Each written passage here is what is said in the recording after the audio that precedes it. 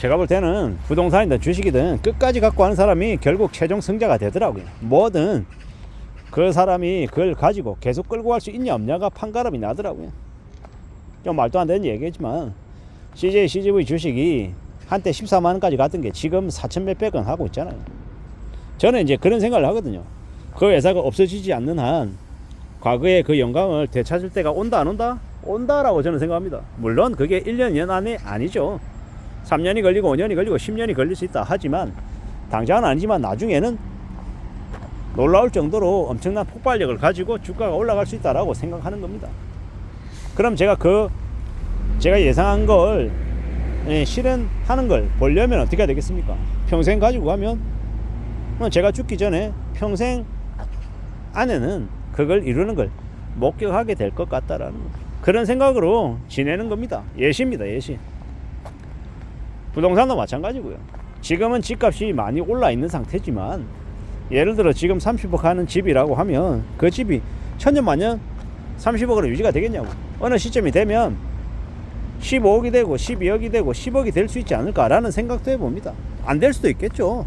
30억짜리가 12, 3억, 14억, 15억 여기에서 멈출 수도 있을 거고 지금 15억 하던 게 5까지 내려가지 않아도 한 6, 7억으로 내려가고 그냥 머물 수도 있는 거고 근데 어떤 금액으로 내려가든 어떻게 조정이 되든 간에 기다리면 원하는 가격으로 내려올 때를 자기 타이밍으로 잘 확보해서 그 부동산을 취득하는 사람이 있을 거라는 거죠.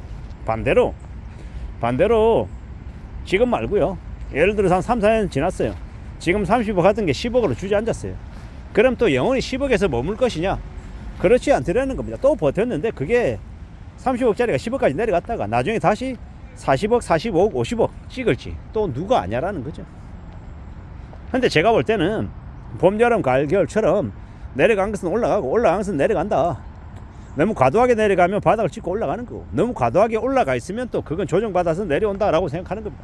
아까 30억이 10억 되고 15억이 5억 되고 또 다시 올라간 건 제가 그냥 말하기 편하기 위해서 예시를 든 겁니다. 그리고 이제 이러한 형태로 계속 이제 변동이 있는데 그 안에서 적절한 타이밍에 빠져나오고 또 새로 들어가고 이러는 것들은 참으로 쉬운 얘기는 아니죠. 하지만 주변에 흘러가는 주변의 분위기를 잘 감지하고 세상이 어떻게 이제 흘러가는지 분석하고 파악하고 거기에 대한 촉을 가지고 움직이면 좀 더 기민하게 움직이면 분명히 길이 생길 수 있다라고 보는 겁니다. 그런 생각으로 지내보자라고 말하고 싶은 거죠. 우리가 살아가는 앞으로의 시대에 불확실한 것들이 너무도 많죠. 염려스럽고 겁나는 것들도 많고 근데 그러한 어떤 것이든 간에 우리가 잘 결정하고 잘 선택하고 잘 만들어 가려면 어떻게 해야 되겠습니까?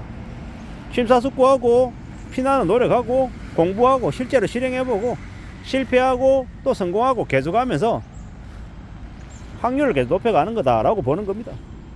그렇게 살아갈 필요가 있지 않겠냐라는 거죠.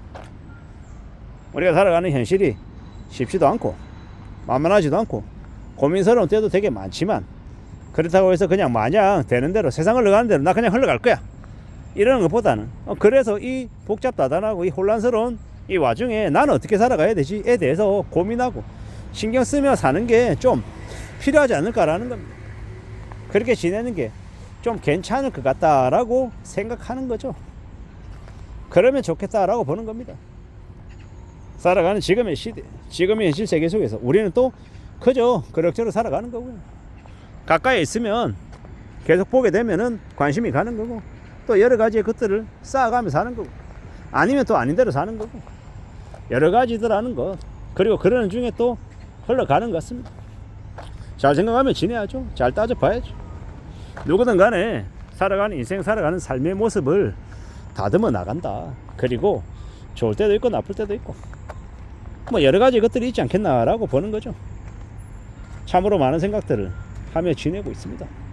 어떻게 살아가는 게 좀 더 좋은 모습일까 이런 생각들도 하게 되는 겁니다.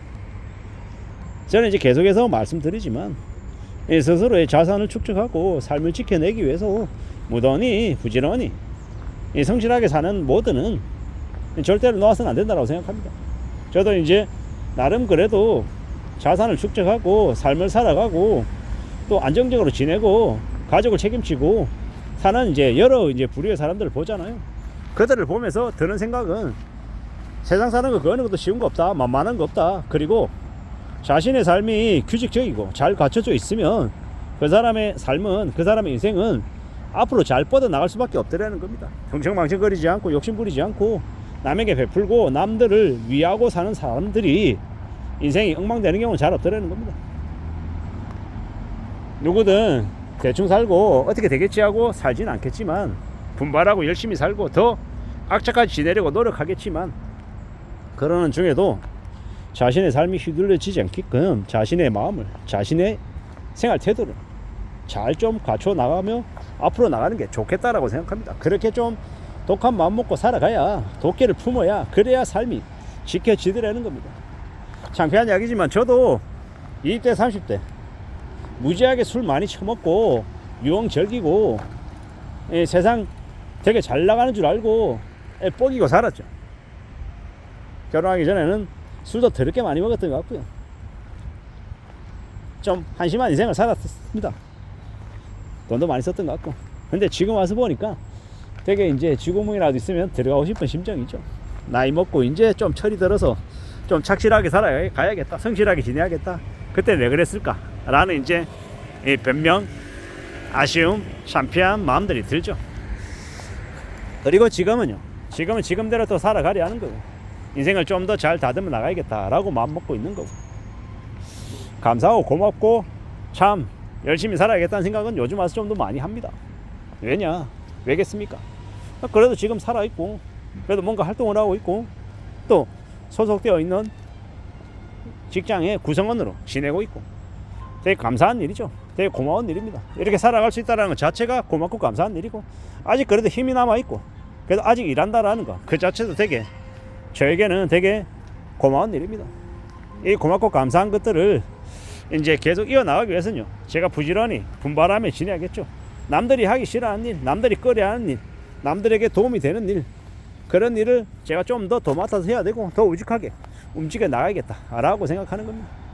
살아가면서, 우리가 경험하면서, 견디면서 여러 가지의 것들을 더 하며 지내야 되겠죠. 좀 더 단단해지겠다, 좀 더 강해지겠다, 좀 더 분발하겠다, 이런 마음들을 가지려고 했습니다.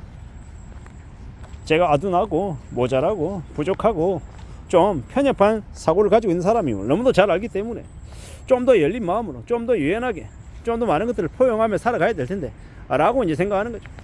그렇게 지내는 게 더 필요할 것 같습니다.